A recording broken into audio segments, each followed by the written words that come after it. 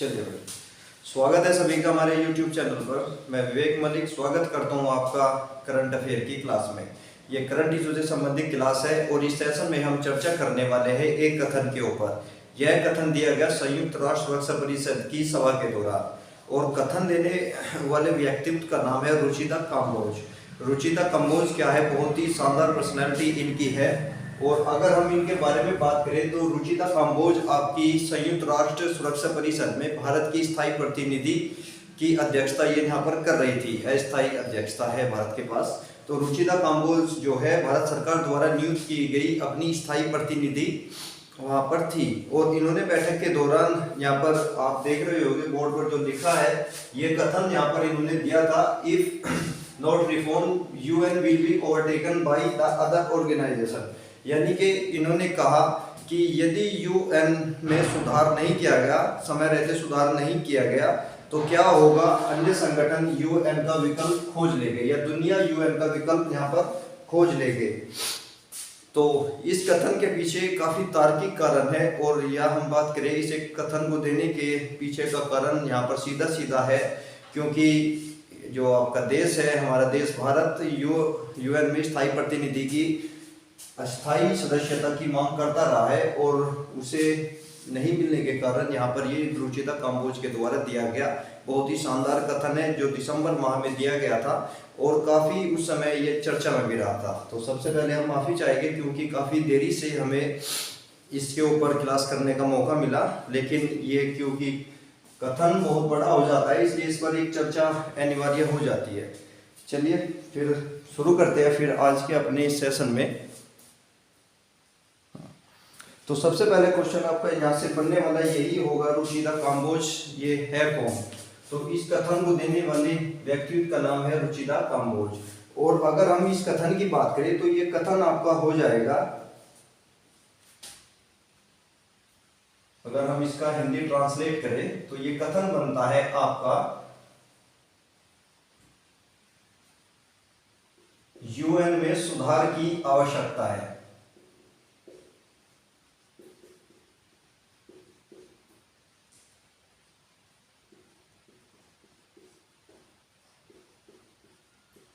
और यदि समय रहते सुधार नहीं किया गया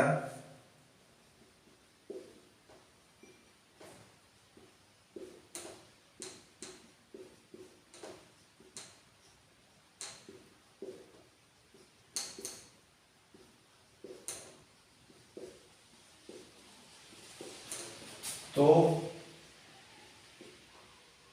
दुनिया यूएन का विकल्प ढूंढ लेगी।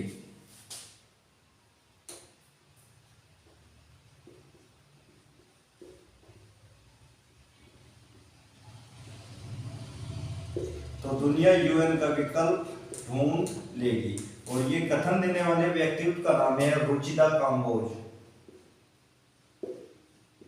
रुचिता काम्बोज, काम्बोज। तो रुचिता काम्बोज कौन है? सबसे पहला क्वेश्चन तो आपका यही बनता है। तो ये क्वेश्चन आपका हो जाएगा, भारत सरकार द्वारा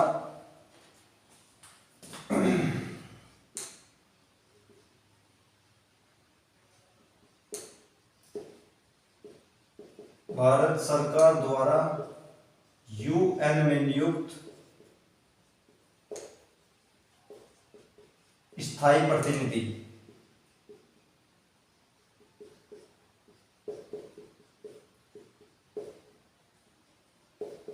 तो स्थायी प्रतिनिधि भारत सरकार ने यूएन में नियुक्त की है और स्थायी प्रतिनिधि क्या हो जाएगी, क्योंकि आप जानते हैं 2021 व 22 के लिए यूएन का अस्थायी सदस्यता हिंदुस्तान के पास थी।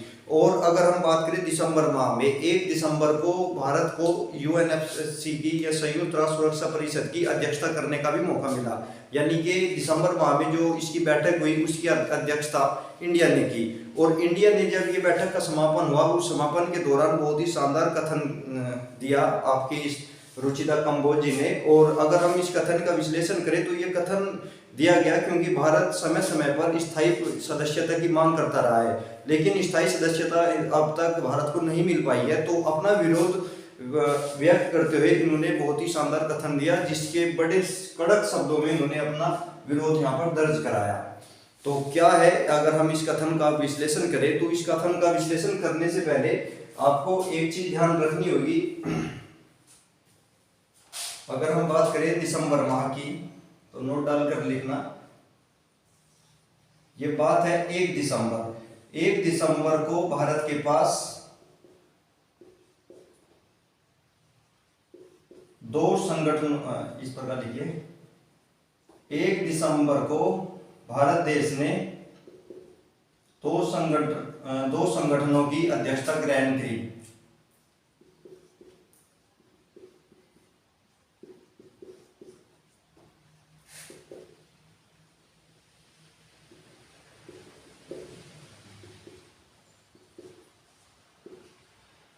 कौन कौन से संगठन की अध्यक्षता ग्रहण करी आपके देश ने? तो ये हो जाएगा आपका एक तो G20 और एक हो जाएगा आपका UNSC, संयुक्त राष्ट्र सुरक्षा परिषद। तो ये दो सदस्यता आपके इंडिया के पास आई। तो G20 की अगर हम अध्यक्षता की बात करें, अध्यक्ष के रूप में कार्यकाल 1 वर्ष का है। वहीं अगर बात करें UNSC में, अध्यक्ष के रूप में कार्यकाल 1 माह का था।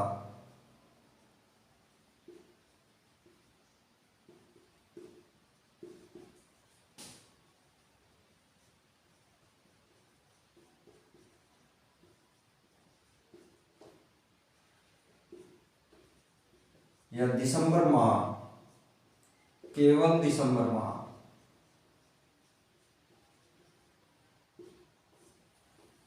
अगर हम बात करें संयुक्त राष्ट्र सुरक्षा परिषद, ये क्या होता है, इसके सदस्य को 2 भागों में बांटा जाता है। इसके सदस्य 2 भागों में बटे होते हैं। एक होते हैं आपके स्थायी सदस्य, एक हो जाएंगे अस्थायी सदस्य। तो अब जो विरोध का कारण बना, ये जो कथन दिया गया वो स्थायी सदस्यता को लेकर दिया गया। तो रुचिता काम्बोज जी ने स्थायी सदस्यता को लेकर यहाँ पर ये कथन व्यक्त कराया अपना। तो अगर हम स्थायी सदस्यों की बात करें, इनकी संख्या वर्तमान में कितनी है, ये संख्या आपकी 5 हो जाएगी। और इनके पास अगर आप देखें, विश्लेषण करना चाहिए स्थायी सदस्यता का, तो ये होता है यूएन की शक्ति का मुख्य स्रोत, शक्ति का मुख्य केंद्र। ये पांचवी देश है। और अगर हम इनकी शक्ति का स्रोत की बात करें, तो इनके पास शक्ति का मुख्य स्रोत क्या होता है, इनके पास होती है वीटो पावर शक्ति के रूप में। तो यूएन के जो स्थायी प्रतिनिधि होते हैं, उनके पास क्या होती है, शक्ति का मुख्य स्रोत होता है, और ये वीटो का होता है। वीटो इस प्रकार समझ सकते हैं, यदि यूएन में कोई बिल लाया जाता है या किसी देश के विरुद्ध कोई बिल आता है, तो अगर जो ये 5 देश है, इन 5 देशों में से कोई भी उस बिल पर वीटो कर देता है, तो वो वहां पर चर्चा से बाहर हो जाएगा, ना उस पर वोटिंग होगी, ना उस पर चर्चा होगी। तो ये काफी महत्वपूर्ण हो जाता है। तो अब जो विरोध दर्ज कराया गया रुचिता काम्बोज जी के द्वारा, वो स्थायी सदस्यता को लेकर ही दर्ज कराया गया। इसका विश्लेषण हम अभी थोड़ी देर में करेंगे। इससे पहले आप समझ लीजिए अस्थायी सदस्यता। अगर हम बात करें इनकी संख्या कितनी होती है यूएन में, तो ये होते हैं आपके 10 देश, और इनमें से एक थी इंडिया के पास। इन्हीं में से एक था इंडिया, जिसका कार्यकाल यहाँ पर रहा 2021 और 2022। तो अस्थायी जो सदस्य बनते हैं, उनका कार्यकाल 2 वर्ष का होता है। ये केवल 2 वर्ष के लिए यूएन में बैठते हैं। और अब क्योंकि 10 थे, इनमें से एक इंडिया भी था जिसने यहाँ पर अध्यक्षता भी की दिसंबर माह की। तो अब आपके सामने पृष्ठभूमि तैयार हो गई होगी। अब इस कथन पर थोड़ा सा विश्लेषण कर लेते हैं। ये जो कथन दिया गया, यूएन में सुधार की आवश्यकता है, और यदि समय रहकर सुधार नहीं किया गया तो दुनिया यूएन का विकल्प ढूंढ लेगी। ऐसा क्यों कहा उन्होंने? ऐसा इसलिए कहा क्योंकि अब इंडिया जो है लगातार यूएन के सामने मांग अपनी रख रहा है कि हमको स्थायी सदस्यता दीजिए। और स्थायी सदस्यता को लेकर अगर बात करें, 4 देश हमारे पक्ष में है, जबकि एक देश, सभी जानते हैं, चीन के द्वारा बार बार इस बिल पर वीटो कर दिया जाता है, जिसके कारण हम स्थायी सदस्यता से वंचित रह जाते हैं। तो अभी इसी मौके को देखते हुए यहाँ पर ये कथन दिया गया कि अब इसमें सुधार कर लीजिए और हमें बहुमत के आधार पर हमें स्थायी सदस्यता प्रदान की जाए, यानी कि 4-5 देशों में से 4 हमारे पक्ष में है तो बहुमत हमारे पक्ष में है, तो ऐसा बिल यहाँ पर बनाया जाए कि बहुमत वीटो के बहुमत के आधार पर हमें सदस्यता मिल जाए। तो ये कहने का इनका तात्पर्य था। अगर हम बात करें इन्होंने तर्क क्या क्या दिए, सबसे पहले तो कथन का कारण लिख लीजिए। अगर हम कारण के बारे में चर्चा करें तो कारण क्या हो जाएगा,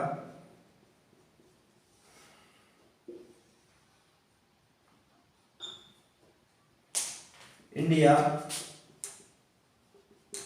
भारत लगातार स्थायी सदस्यता की मांग करता रहा है, लेकिन स्थायी सदस्यता अब तक इंडिया को नहीं मिल पाई है। अगर हम बात करें इसके बारे में तो इसमें क्या हो जाएगा, पक्ष में क्या हो जाएगा, भारत की स्थायी सदस्यता के पक्ष में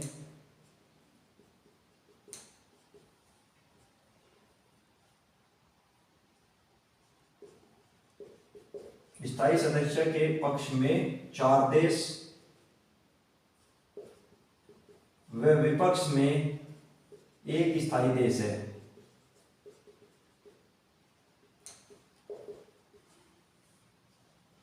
तो ये तो था कारण। अब इस पर क्या दिया गया, यहाँ पर अपने इस कारण को तर्क संगत बनाते हुए रुचिता काम्बोज जी ने यहाँ पर तर्क दिए, वर्तमान समय में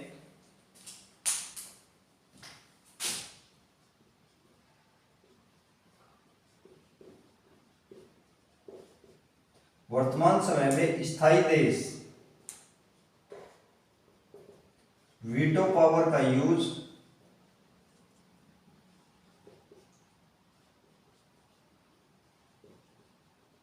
अपने अपने हितों को लेकर करते हैं।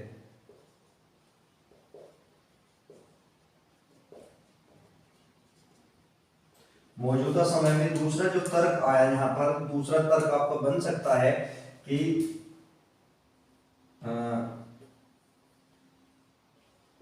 वर्तमान समय में 5 स्थायी देश का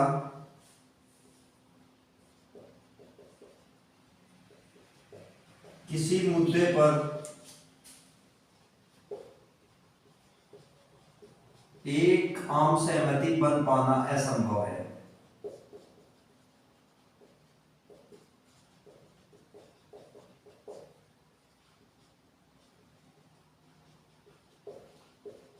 तो ये इनका कथन था और इन्होंने कारण क्या लिया, ये रुचिता काम्बोज जो है इनका जो ये कथन आने का कारण है, अगर हम कारण की चर्चा करें तो इनका कारण सीधा ये होता है क्योंकि भारत लगातार स्थायी सदस्यता की मांग कर रहा है लेकिन स्थायी सदस्यता नहीं मिल पाती, जबकि मैक्सिमम स्थायी देश हमारे पक्ष में रहते हैं, केवल एक ही देश हमारे विपक्ष में जाता है जिसके कारण हमें स्थायी सदस्यता नहीं मिल पाती।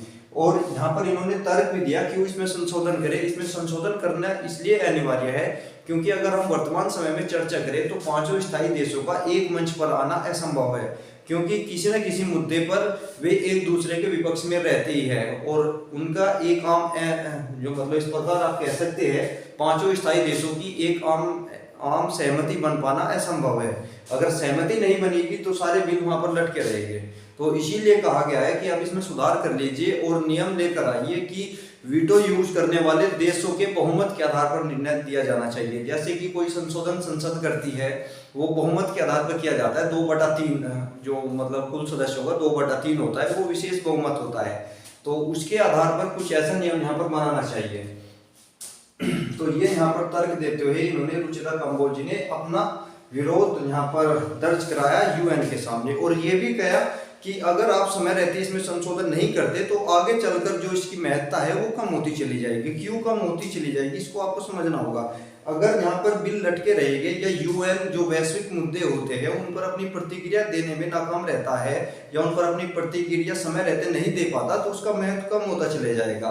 और जैसे ही उसका महत्व कम होगा तो अन्य संगठन जैसे G20 आपका शार्क हो गया, कोई भी संगठन वो इससे ऊपर आना शुरू हो जाएगा क्योंकि उसमें संशोधन की संभावना अन्य संगठनों में इसके मुकाबले ज्यादा हो जाएगी।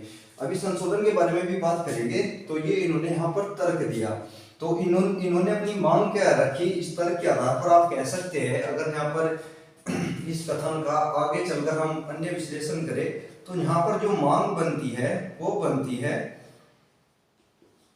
मांग यहाँ पर सीधे सीधे आप निकाल सकते हैं, भारत की इस पर रखी गई, भारत को वीटो के बहुमत के आधार पर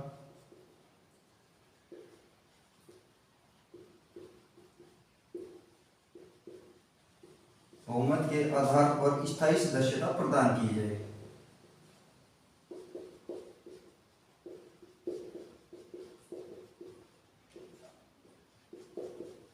अब बहुमत की बात आई है तो आप सभी जानते हैं, चार पक्ष में एक विपक्ष में, तो बहुमत के आधार पर तो बड़ी आसानी से हमें स्थायी सदस्यता मिल जाएगी। इसीलिए इंडिया ने अपनी मांग दर्ज कराई है या अपना विरोध दर्ज करा है कि इस तरह तो चल के कोई भी नया देश यहाँ पर स्थायी सदस्य नहीं बन पाएगा, अतः आप इसमें संशोधन कीजिए और बहुमत के आधार पर फैसला कीजिए।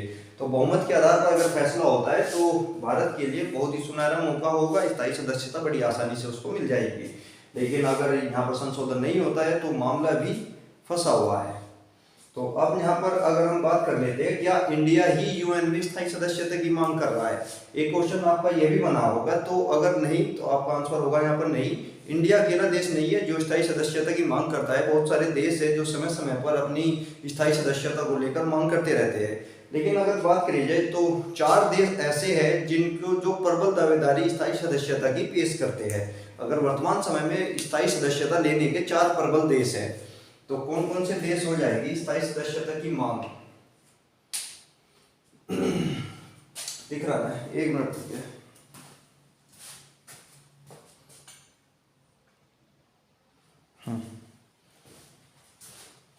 अगर हम बात करें स्थायी सदस्यता की मांग,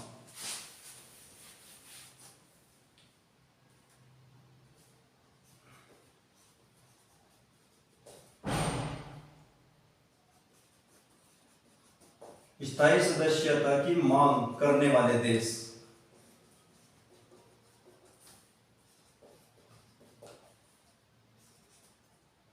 इनको G4 के नाम से जाना जाता है।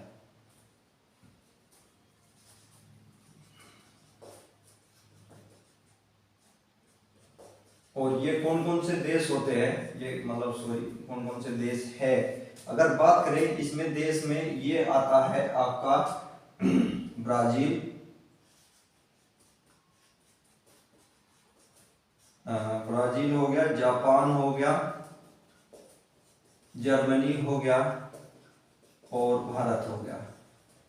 तो अगर कहीं पर स्थायी सदस्यता दी जाएगी तो ये 4 देश स्थायी सदस्यता लेने की दौड़ में सबसे आगे चल रहे हैं। अगर इनमें भी अगर हम प्रबल दावेदार की बात करें तो प्रबल दावेदार आपका इंडिया है। अगर हम ब्राजील की बात करें 3-2 के अनुपात है उसका, अगर जापान में जर्मनी की बात करें ये भी 3-2 के अनुपात पे है, जबकि भारत इनसे ज्यादा 4-1 के अनुपात में इस समय अपने बिल को मंजूरी दिला चुका है। लेकिन बिल 1 के कारण क्या होता है, जो 1 बता रहे हैं वो कर देता है उस पर वीटो करने के कारण क्या होता है, वो बिल चर्चा से बाहर हो जाता है, यानी कि उस पर वोटिंग नहीं हो पाती या स्थायी सदस्यता मिलने में रुकावट आ जाती है वीटो के कारण। तो भारत अभी 4-1 के अनुपात में उसके पक्ष में सभी सहमत है। तो आगे देखते हैं, अगर इसमें संशोधन होता है, बहुमत के आधार पर यहाँ पर निर्णय लिया जाता है तो क्या हो जाएगा, सबसे ज्यादा प्रबल दावेदार आप इंडिया को ही मानेंगे या इंडिया को ही यहाँ पर स्थायी सदस्यता मिलेगी। अब ये चारों देश ही क्यों प्रबल दावेदार है, इसका भी कारण हम समझ लेते हैं। तो ये चारों देश प्रबल होने का, दावेदार होने का, इसका कारण यही है, जो ब्राजील है आपका लैटिन अमेरिका का इकलौता देश है।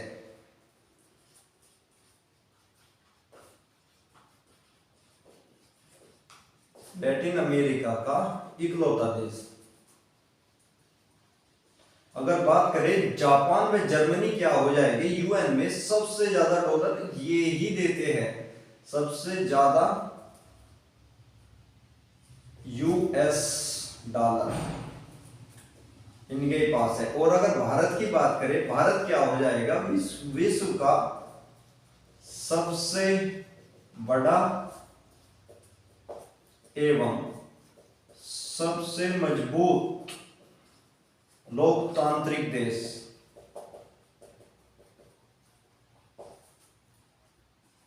सबसे बड़ा लोकतंत्र भी हमारे पास ही है और सबसे मजबूत लोकतंत्र भी हमारे देश को ही कहा जाता है, क्योंकि यहाँ पर संविधान की सर्वोच्चता है। तो सबसे बड़ा व सबसे मजबूत लोकतंत्र हमारे देश में पाया जाता है। इसी आधार पर भारत अपना प्रतिनिधि तो बार बार सामने रखता है और कहता है कि हम सबसे बड़े लोकतंत्र है, वे सबसे मजबूत लोकतंत्र है। इस आधार पर हमें स्थायी सदस्यता मिलनी चाहिए। यानी कि विश्व में अगर आप यूएन को कहे तो विश्व की संसद आप यूएन को कह सकते हैं, और अगर उस विश्व की संसद में सबसे बड़े लोकतंत्र का ही प्रतिनिधि न हो तो उसका क्या मायने, तो उस संसद के क्या मायने, जहाँ पर सबसे बड़ा व सबसे मजबूत लोकतंत्र अपना पक्ष ही नहीं रख पाए या उसमें की बैठक में स्थायी सदस्यता के तौर पर शामिल भी ना हो पाए। तो ये बड़ी विडंबना है कि हमें पहले मिल रही थी लेकिन किसी कारणवश रुक गई। लेकिन फिर 1990 के दशक के बाद लगातार हम प्रयासरत है और हमारी सरकार बार बार यूएन में जाकर इसकी मांग करती रहती है, और मांग करने के पक्ष में 4 देश हमारे साथ आ भी जाती है, लेकिन एक देश की वजह से हम स्थायी सदस्य से वंचित रह जाते हैं। तो ये तो थी इस कथन का विश्लेषण। तो इस कथन के आधार पर जैसे ये कथन आपका रुचिता कंबोज जी ने कहा, तो इस कथन के पक्ष में जो यूएन के चीफ है उनके भी एक कथन आया, यूएन के चीफ का भी कथन आया, उस कथन के पर भी चर्चा कर लेते हैं। तो यूएन के चीफ द्वारा यहाँ पर, यानी कि जो इस समय यूएन के वर्तमान अध्यक्ष है,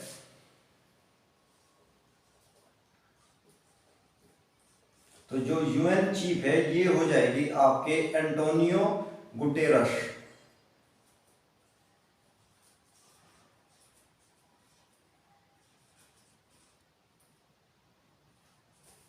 तो इनका कथन क्या था, इनका कथन हो जाएगा यूएनएससी में, संयुक्त राष्ट्र सुरक्षा परिषद में वर्तमान की जरूरतों के आधार पर सुधार की संभावना महसूस होती है।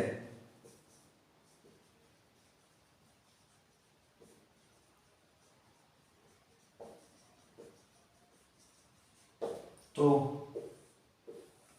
ये यूएन के अध्यक्ष का कथन है कि उन्हें भी लगता है कि यूएनएससी में अब सुधार हो जाना चाहिए। और अगर एक चीज और याद रखना, यदि सुधार होगा तो ये किस आधार पर होगा, तो सुधार होगा आपका यूएनएससी एक्ट,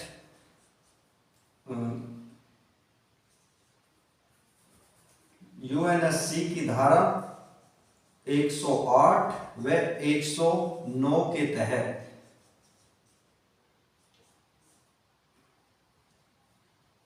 और इसके लिए क्या हो जाएगा, तहत 5 देशों की आम सहमति से। तो सुधार करने के नियम में भी थोड़ा सा पेच ही नजर आता है। हालांकि सुधार के बारे में यूएन चीफ भी बोल चुके हैं कि अब समय आ गया है, इसमें सुधार की आवश्यकता महसूस हो रही है, तो इसमें संशोधन कर लेने चाहिए इसकी प्रक्रिया में। लेकिन सबसे बड़ा यहाँ पर रुकावट यही है, इसकी धारा यूएनएससी यानी कि यूएन एक्ट जो कहता है, ये कहता है कि धारा 108 व 109 कि यदि यूएन की कार्य प्रणाली में सुधार करना है तो 5 देशों की आम सहमति, स्थायी देशों की आम सहमति के आधार पर ही संशोधन हो सकता है। इसके लिए भी 5 देशों को एक मंच पर आना होगा। तो अब पूर्ण रूप से यदि सुधार की संभावना नजर आती है तो वहां पर भी 5 देशों को आम सहमति बनाना है, जो काफी मुश्किल कार्य इस समय लग रहा है। लेकिन अगर स्थायी यहाँ पर अगर संशोधन हो जाता है तो बड़ी आसानी से मिल जाएगी, या फिर आगे चलकर देखते हैं कि हो सकता है 5 देश ही हमारा समर्थन कर दे हमारी स्थायी सदस्यता का और हमको स्थायी सदस्यता मिल जाए। ये तो भविष्य की बातें हैं, हमें मिलेगी या नहीं मिलेगी ये आने वाले समय में पता चल जाएगा कि चीजें किस दिशा में आगे की तरफ बढ़ रही है। लेकिन अभी के लिए ये कथन काफी महत्वपूर्ण है, क्योंकि हमने कड़े शब्दों में अपना विरोध वहां पर दर्ज कराया है। और इस अध्यक्षता करते हुए, यानी कि एक मंच पर अध्यक्षता करते हुए जब अध्यक्ष अपना विरोध दर्ज कराता है तो उसका महत्व काफी ज्यादा हो जाता है एक आम महत्व से। तो ये था इस कथन के बारे में विश्लेषण के आधार पर। चलिए थोड़ा सा दिक्कत है बाहर के सामने, चलिए। तो ये था ये कथन जिसका विश्लेषण हमने पूर्ण रूप से किया। आई होप आप लोगों की समझ में आ गया होगा। हालांकि बात करें वनडे एग्जाम में, यहाँ से क्वेश्चन बनने की संभावना न के बराबर रहती है इस इशू से। लेकिन अगर यही क्वेश्चन आप यूपीएससी या स्टेट पीएससी के तहत यहाँ पर रेटिंग में कर रहे हैं तो आपको काफ़ी महत्व यहाँ पर मिलेगा, यानी कि आपको काफ़ी जानकारी यहाँ से मिलेगी। सबसे पहले आप किसी भी क्या करें, किसी भी कथन को पकड़िए, उसका पक्ष व विपक्ष दोनों पहलुओं पर आप चर्चा कीजिए। पक्ष में हमने चर्चा क्या की, हम सुधार के पक्ष में जो चर्चा कर रहे हैं, सुधार के पक्ष में चर्चा ये है कि हमें क्या मिल जाएगा, स्थायी सदस्यता आसानी से मिल जाएगी बहुमत के आधार पर। लेकिन विपक्ष क्या होगा, विपक्ष ये हो जाएगा आपका धारा 108 के तहत ये असंभव है, क्योंकि जब पांचों देश हमारे बिल पर ही एक आम सहमति नहीं बना पा रहे हैं, वे क्या संशोधन के आधार पर या संशोधन के लिए आम सहमति कैसे बना लेंगे। तो इस प्रकार आपको यहाँ पर अपने आंसर को रिटेन में करना होगा। तो ठीक है, आज का सेशन फिर यहीं तक ही रखते हैं। आपने इस कथन का पूर्ण विश्लेषण भी कर लिया होगा।